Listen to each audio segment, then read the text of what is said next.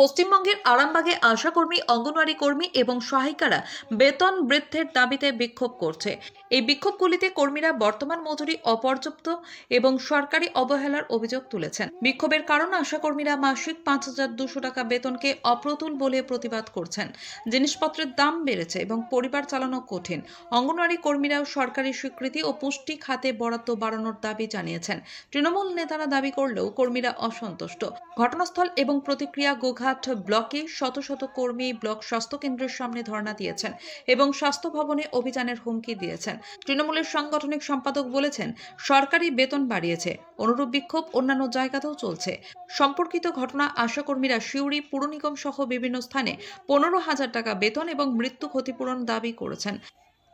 এই বিক্ষোভ কেন্দ্রীয় সরকারের বিরুদ্ধে আমাদের বিক্ষোভ। ওনারা ঠান্ডা ঘরে বসে ভোটের আগে পরিযায়ী পাখির মতো বাংলায় আসেন। বাংলার মানুষের দুঃখ দুর্দশার কথা ওনারা বোঝেন না।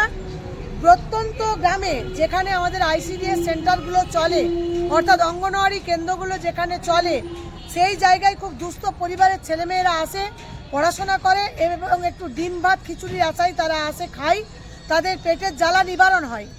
সেই আমরা জানি বাঁচতে গেলে মানুষের তিনটে জিনিস খুব প্রয়োজন: অন্ন, বস্ত্র, বাসস্থান। এবং আমরা ফার্স্ট প্রায়োরিটি দিই যেটাকে, সেটা হলো অন্ন। কারণ আমি খেয়ে বেঁচে থাকবো, তবেই আমার বস্ত্রের প্রয়োজন হবে, তবেই আমার বাসস্থানের প্রয়োজন, না হলে কিন্তু কিছু আমাদের প্রয়োজন নেই। তো সেই জায়গায় কেন্দ্রীয় সরকার যেটা করছেন, প্রতিটি বেনিফিশিয়ারিকে বলছেন তাদের আধার কার্ডের সঙ্গে লিঙ্ক থাকতে হবে মোবাইলে, এবং এফআরএস মিলতে হবে, ফেস ক্যাপচার, ইকেওয়াইসি করতে হবে। এসব নানা রকম ফন্দি ফিকির বের করছেন হয়তো। অথচ এমন কিছু ফ্যামিলি আছে যাদের কাছে এখন অবধি ফোনই নেই।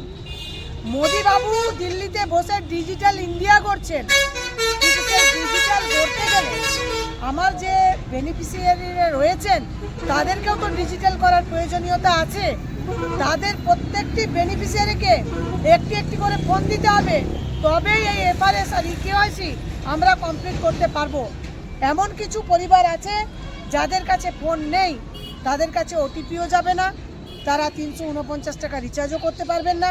ওনার যেটা ব্যবসা করবেন ভাবছেন গরিব দুস্থ মানুষদের নিয়ে, সেই ব্যবসা করতে আমরা দেব না যতক্ষণ আমাদের দেহে রক্ত থাকবে, মানে আমাদের জীবন যতক্ষণ আমাদের দেহে প্রাণটা থাকবে, আমরা এই শিশুদের খাবারের অধিকার কেড়ে নিতে দেব না মোদী সরকারকে।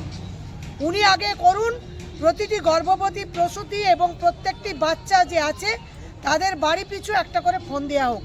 এটা এলাকাবাসীর দাবি, এটা আইসিডিএস কর্মীদের দাবি।